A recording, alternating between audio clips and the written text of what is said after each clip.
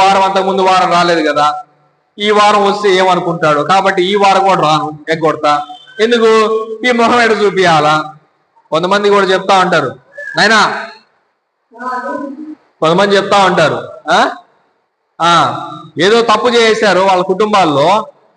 తప్పు చేసిన తర్వాత, ఇంత జరిగిన తర్వాత ఏం ముఖం పెట్టుకొని రావాలి మీ ఇంటికి కదా? ఇంత జరిగిన తర్వాత ఏం ముఖం పెట్టుకొని రావాలా? దేవుడు అంటా ఉన్నాడు, నీ సిగ్గుమాలిన ముఖమే వేసుకొని రా, నేను నిన్ను బాగు చేసుకుంటా. నేను సిగ్గుమాలిన వాడిని అని చెప్పి నువ్వు అంటున్నావు కదా, చాలు, ఆ మాట చాలు. ఎందుకంటే నీ సిగ్గుమాలిన వాడు అని చెప్పి నిన్ను గుర్తించావు కాబట్టి, ఇదిగో నేను నీ సిగ్గు తీసివేయడానికి నేను సిద్ధంగా ఉన్నా, నీ సిగ్గు తీసివేయడానికి నేను సిద్ధంగా ఉన్నా. అందుకే అంటున్నాడు, మేము మా సిగ్గు చేత ముఖము వికారం చేసుకున్నాం.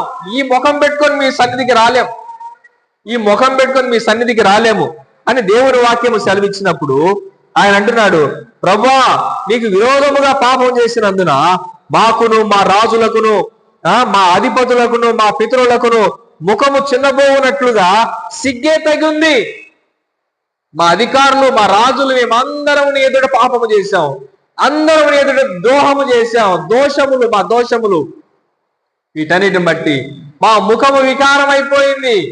ఈ ముఖము పెట్టుకొని మీ సన్నిధికి రాలేము అని అంటే దేవుడు అంటా ఉన్నాడు, ఆ సిగ్గుమాలిన ముఖములు వేసుకొనే నా దగ్గరికి రండి.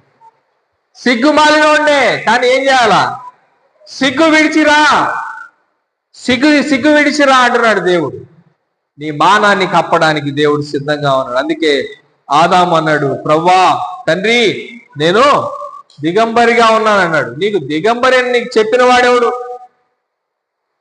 నీ సిగ్గుని నేను కప్పడానికి ఈరోజు నేను సిద్ధంగా ఉన్నా, నీకు వస్త్రాన్ని వేయడానికి నేను సిద్ధంగా ఉన్నా అని చెప్పి దేవుని వాక్యము సెలవిస్తా ఉంది. లూకా రాసిన సువార్త లేదా యెహెజ్కేలు గ్రంథము 36వ అధ్యాయము 3వ వచనం. యెహెజ్కేలు